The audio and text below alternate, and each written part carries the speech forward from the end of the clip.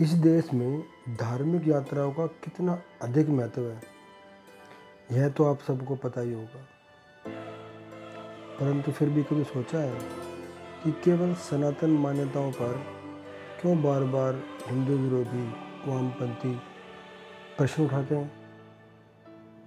वैसे तो बहुत बड़ा विषय है ये, बहुत लंबी चर्चा इस पे हो सकती है, परंतु ये आज विषय नहीं है मुख्य। आज मैं केवल एक छोटी सी चर्चा करना चाहता हूँ, केवल एक छोटा सा उदाहरण आपके समक्ष रख रहा हूँ। एक बहुत कठिन कैलाश यात्रा का, एक ऐसे स्थान का उदाहरण जिसमें ना तो कोई भव्य मंदिर है, ना कोई सरकारी धन लगा है, परंतु फिर भी एक पूरे गांव को उसका लाभ रोजगार के रूप में मिलता है। धार्मिक आस्था तो है ही, परंतु फिर भी मैं केवल आर्थिक लाभ की बात कर रहा हूँ,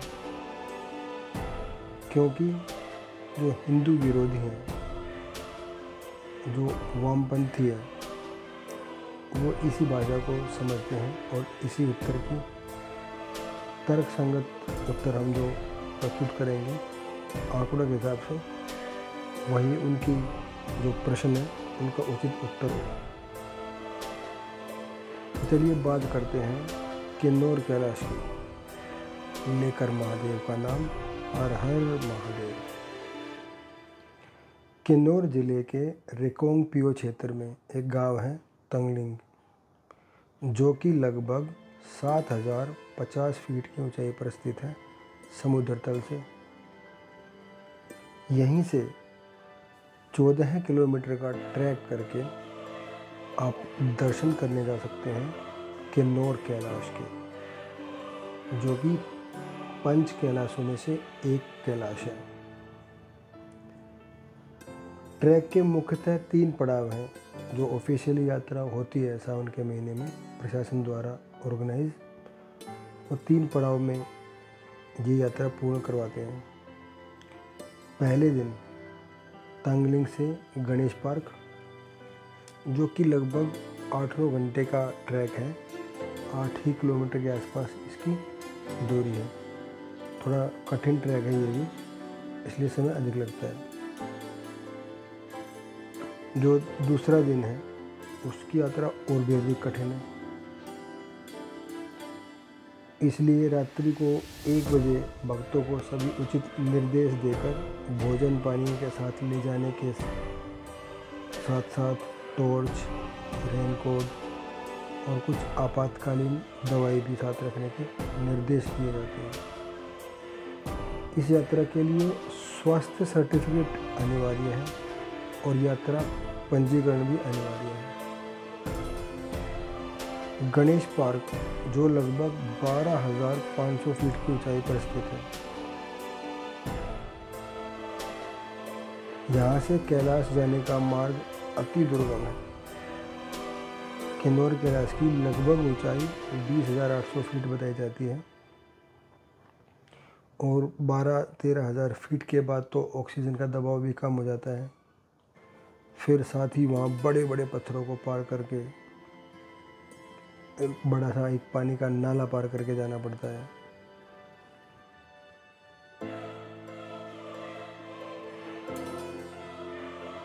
इसलिए 6-7 किलोमीटर की यह यात्रा गणेश पार्क के बाद लगभग 8 से 10 घंटे लेती है और वापसी में भी लगभग 6 से 8 घंटे का समय इसमें लगता है।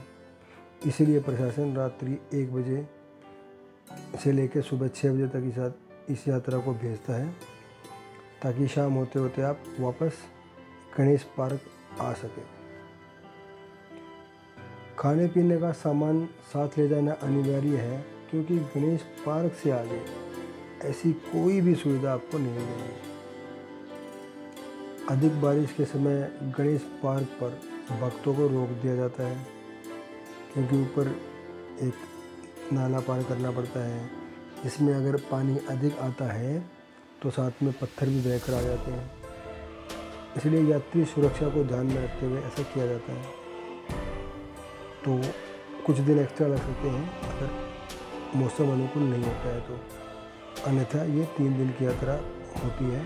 ट्रैकिंग जो होती है दर्शन तक 3 दिन की होती है। फिर तीसरे दिन जब आप दूसरे दिन दर्शन करके वापस आ जाते हैं गणेश पार्क में, तो तीसरे दिन वहाँ पर फिर आप सुबह उठकर अपने समय अनुसार नीचे के लिए तंगलिंग गाँव के लिए आ सकते हैं।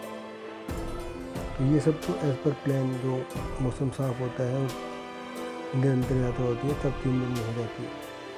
अगर कुछ एक्स्ट्रा मौसम की वजह से रुकना पड़ता है तो वो फिर अधिक समय लगता है उसमें। अब बात करते हैं आर्थिक जो लाभ होता है उस क्षेत्र को इस यात्रा से। यात्रा के लिए सबसे पहले तो 200 रुपये का शुल्क सरकार लेती है।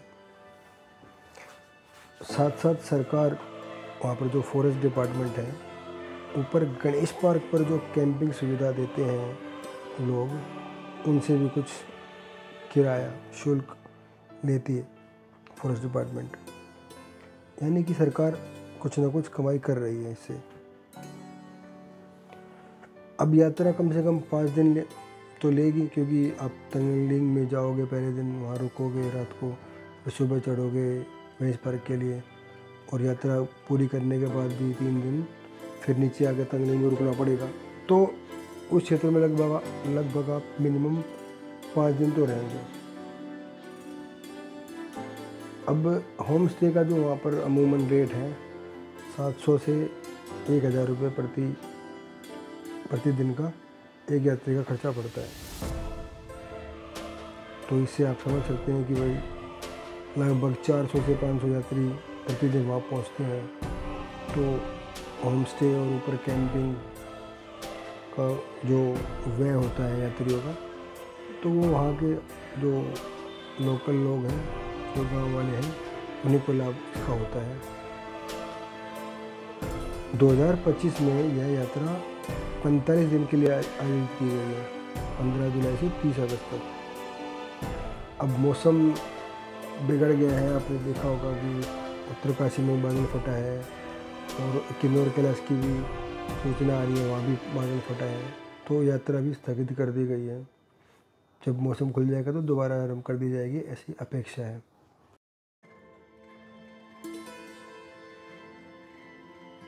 इस यात्रा में देश के दूर दूर के राज्यों से यात्री आते हैं। जैसे मुझे वहाँ महाराष्ट्र के साथी मिले, गुजरात से मिले, कर्नाटक, उत्तर प्रदेश, राजस्थान, हरियाणा, पंजाब, मध्य प्रदेश से भी एक वृद्ध कपल मिला, बंगाल के भी कुछ युवक थे। तो आप यह सब अनुमान लगा सकते हैं कि एक यात्रा जो इस दुर्गम क्षेत्र में है, जिसमें इसकी कठिनाई के कारण बहुत कम लोग आते हैं, कुछ हज़ारों में ही, परंतु फिर भी देश के भिन्न भिन्न कोनों से भिन्न भिन्न प्रकार की संस्कृति लेकर लोग यहाँ आते हैं। एक ही आस्था, एक ही भक्ति उनको एक सूत्र में पिरोती है। वो सब आपस में मिलते हैं तो उनका प्रेम भाव और एक दूसरे को जानने का एक माध्यम बनती है ये यात्रा। तो आर्थिक लाभ तो है, साथ साथ एकजुटता के लिए भी ये महत्वपूर्ण है, क्योंकि यह कठिन यात्रा है। तो यहाँ तो लोग कम आते हैं, परंतु देश में अन्य सैकड़ों यात्राएं हैं जिनमें संख्या लाखों करोड़ों में होती है। तो सोचो वहाँ कितने लाभ होते होंगे आर्थिक और एकजुट रहने के, एक दूसरे को समझने के, एक दूसरे के साथ उठने बैठने के। भक्ति के साथ साथ इन यात्राओं में एक विशेष ध्यान रखना चाहिए सभी को।